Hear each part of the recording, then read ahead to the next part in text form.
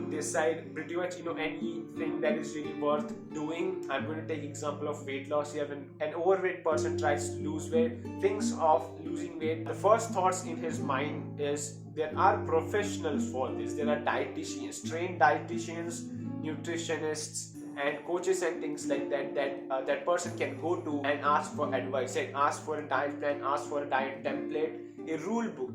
What are the foods that you should avoid, what are the foods you should eat more of, what are the foods that you should eat less of, vegetables and oats and protein and all those kinds of things. Every single person who tries to lose weight thinks that there is a rule book, there is a universal rule book that he or she needs to follow.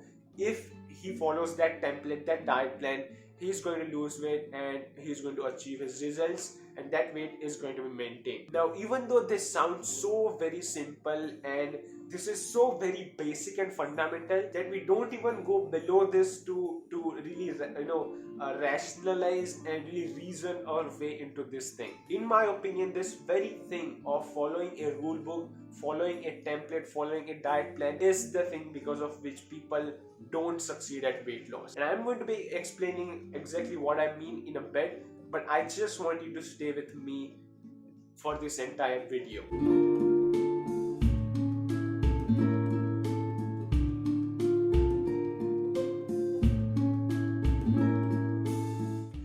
The problem with following a diet template or a diet plan is that we as human beings are not robots. We as human beings are not machines. We as human beings are not just sets of rules that we follow. We are simply not something that can fit into a rule book. The human mind, the consciousness and all of those things are so intricately complicated that I don't even think human beings have the ability to understand their mind. So you cannot expect such an intricately complex structure of the human mind, the behavior, the psychology to fit into a rule book, to fit into like a diet plan and a diet template, and especially something that has to do with food. Food is literally something that we're connected the moment we're born. Okay? Food is something that is with us until we die.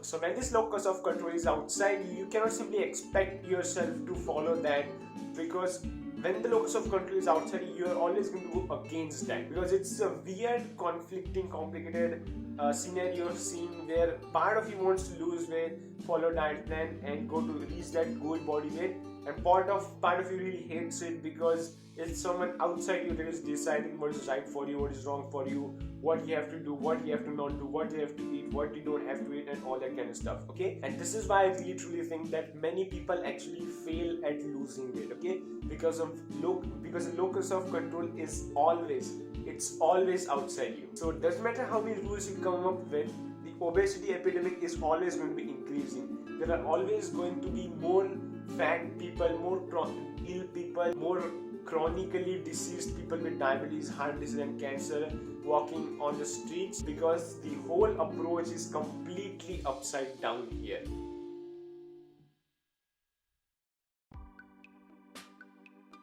The way you correct all of these things is to have the locus of control inside you. That means you need to decide when it is right for you to have a cheat meal. You need to decide when it is wrong for you to have a cheat meal. Okay? For some people, they can have a chocolate bar or a piece of cake every day with all of their meals. They can do that for years and years and years and they can lose weight. For some people, it might be having one cheat meal in 3 months or one cheat meal in 6 months or something like that. The way you put locus of control inside you is by having control over the situation. Having control over the situation every single second of your life. By having control of situation, I don't mean having control of the external variables, because you can be at a friend's birthday party and you cannot decide what kind of food that guy is going to offer. Okay, definitely it's not your party, but what you can control is your behaviors, your actions, your thoughts, or all of those things, the internal things that really make you take action.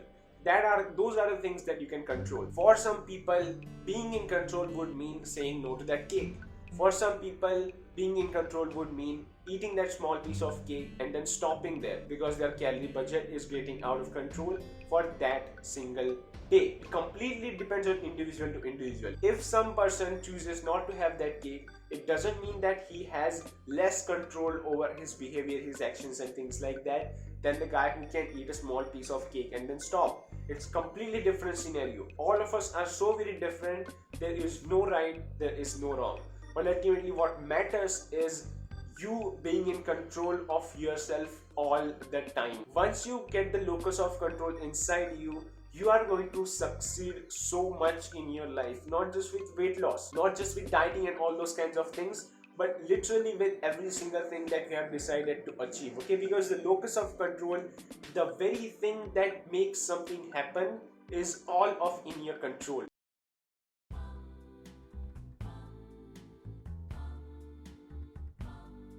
Now the obvious question is, how do you shift this locus of control from outside to inside? So the first thing is to have awareness of it. Okay, the awareness that you're just simply following a rule book, and the reason you're failing is there's constant conflict going on what the internal you wants to do and what the external thing, the template, the rules are making you trying to make you do something. Awareness is where everything starts from. The second thing is to have patience in this whole deal. It takes very long to build these control muscles and build that locus of control inside you. Okay, you cannot snap up your fingers. You cannot expect by the end of this video you're going to have that locus of control inside, and every single second of your life from this time you're going to have complete idea on when to eat a cheat meal, when to eat junk foods and things like that. Okay, it takes a lot of time. And the third thing is to have the right knowledge. Okay, knowledge makes it is very easy and is an essential ingredient in building your control muscles. If you just don't have the knowledge, how you're going to expect to have the control over the situation, right? So you always need to know what you're doing, and for that you need to have the basic knowledge of the principles of all of these things. Principle is something that you cannot break. Okay, principle is like laws of physics. Okay, something like if you want to lose weight, you need to be in a calorie deficit. That is a fact, that is a law of physics. Doesn't matter how much think that is a locus of control outside you, you simply cannot control that ever. Okay, that is something that you need to accept and be okay with and work around it. All these kinds of principles, you need to have proper knowledge of it, proper knowledge of dieting, nutrition, how weight loss works, how fitness works, how getting healthy works, and all those kinds of things. So 3-step process: awareness, having patience, and having proper knowledge. So I really hope that you learned something, at least something from this video. I know this got very complicated. If you have learned anything, please hit the like button. Subscribe to the channel if you are into this kind of content with weight loss, health and longevity, that just means weight loss, getting healthy, eating healthy, and living a long-ass life. If you're into that, please hit the subscribe button, and I'll see you in the next video.